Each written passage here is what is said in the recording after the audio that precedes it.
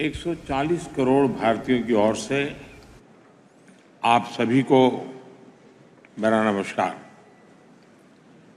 आज सबसे पहले मैं आप सभी का आभार व्यक्त करूंगा। मेरे द्वारा उठाए गए क्लाइमेट जस्टिस, क्लाइमेट फाइनेंस और ग्रीन क्रेडिट जैसे विषयों को आपने निरंतर समर्थन दिया है। हम सभी के प्रयासों से ये विश्वास बढ़ा है कि विश्व कल्याण के लिए सबके हितों की सुरक्षा आवश्यक है, सबकी भागीदारी आवश्यक है। फ्रेंड्स, आज भारत ने इकोलॉजी और इकोनॉमी के उत्तम संतुलन का उदाहरण विश्व के सामने रखा है। भारत में विश्व की 17% आबादी होने के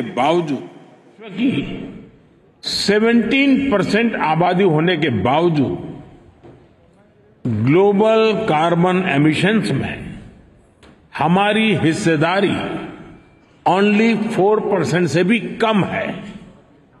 भारत विश्व की उन कुछ इकोनॉमीज में से एक है जो एनडीसी टारगेट्स को पूरा करने की राह पर है। एमिशंस इंटेंसिटी संबंधी टारगेट्स को हमने 11 साल पहले ही हासिल कर लिया है। नॉन फॉसिल फ्यूल टारगेट्स को हम निर्धारित समय से 9 साल पहले ही प्राप्त कर चुके हैं और भारत ने इतने पर ही नहीं रुके हैं। हमारा लक्ष्य 2030 तक एमिशंस इंटेंसिफाई को 45% घटाना है। हमने तय किया है कि नॉन फॉसिल फ्यूल का शेयर हम बढ़ाकर 50% करेंगे और हम 2070 तक नेट जीरो के लक्ष्य की तरफ भी बढ़ते रहेंगे। फ्रेंड्स, भारत ने अपनी G20 प्रेसिडेंसी में one earth, one family, one future की भावना के साथ क्लाइमेट के विषय को निरंतर महत्व दिया है। सस्टेनेबल फ्यूचर के लिए हमने मिलकर ग्रीन डेवलपमेंट पैक्ट पर सहमति बनाई।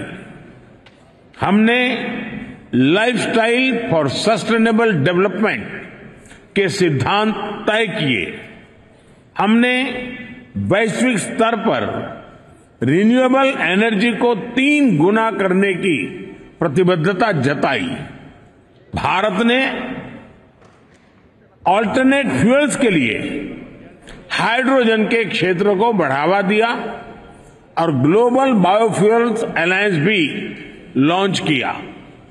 हम मिलकर इस नतीजे पर पहुंचे कि क्लाइमेट फाइनेंस कमिटमेंट को बिलियन से बढ़ाकर कई ट्रिलियन तक ले जाने की आवश्यकता है। साथियों, ग्लासगो में भारत ने आइलैंड स्टेट्स के लिए इंफ्रास्ट्रक्चर रेजिलिएंट इनिशिएटिव की शुरुआत की थी। भारत 13 देशों में इससे जुड़े प्रोजेक्ट्स तेजी से आगे बढ़ा रहा है। ग्लासगो में ही मैंने मिशन लाइफस्टाइल फॉर एनवायरनमेंट का विजन आपके सामने रखा था।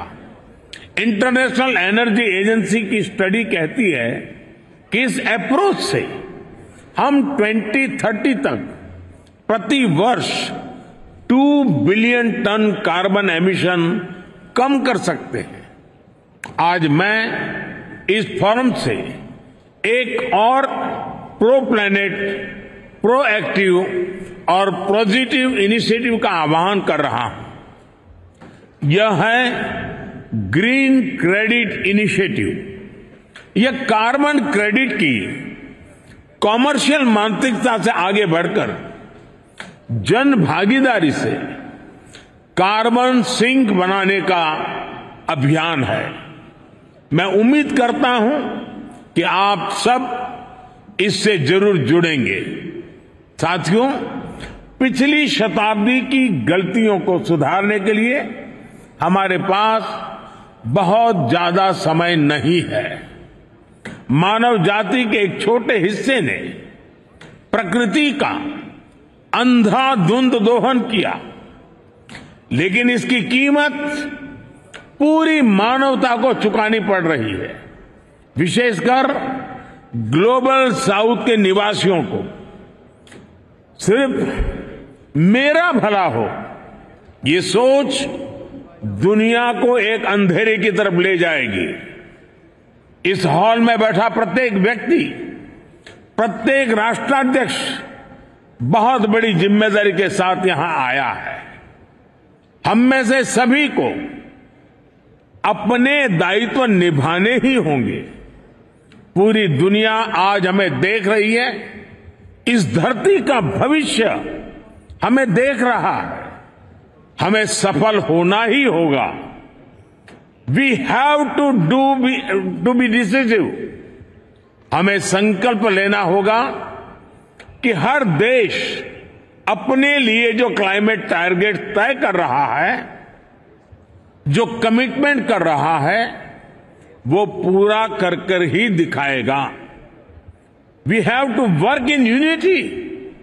हमें संकल्प लेना होगा कि हम मिलकर काम करेंगे, एक दूसरे का सहयोग करेंगे, साथ देंगे। हमें ग्लोबल कार्बन बजट में सभी विकासशील देशों को उचित शेयर देना होगा। We have to be more balance.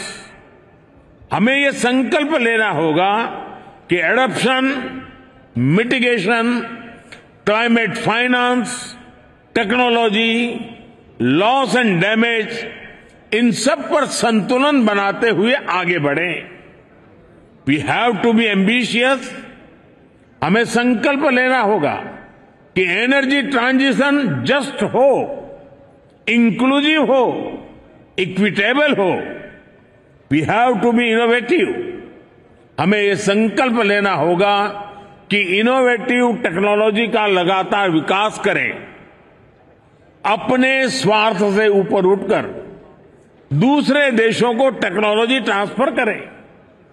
Clean energy supply chain को सशक्त करें। Friends, Bharat UN framework for climate change process के प्रति प्रतिबद्ध है। इसलिए आज मैं इस मंच से 2028 में COP 2028 में COP 33 समिट को भारत में होस्ट करने का प्रस्ताव भी रखता हूं। मुझे आशा है कि आने वाले 12 दिनों में ग्लोबल स्टॉक टेक की समीक्षा से हमें सुरक्षित और उज्जवल भविष्य का रास्ता मिलेगा। कल लॉस एंड डैमेज फंड को ऑपरेशनलाइज करने का जो निर्णय लिया गया है, उससे हम सभी की उम्मीद और बड़ी है। मुझे विश्वास है यूएई की मेजबानी में ये COP 28 समिट सफलता की नई ऊंचाई पर पहुंचेगी। मैं मेरे brother his highness Sheikh Mohammed bin Zayed और संयुक्त राष्ट्र संघ के secretary general his excellency Guterres को मुझे ये विशेष सम्मान देने के लिए विशेष रूप से आभार व्यक्त करता हूं। आप सभी का बहुत बहुत धन्यवाद। Thank you.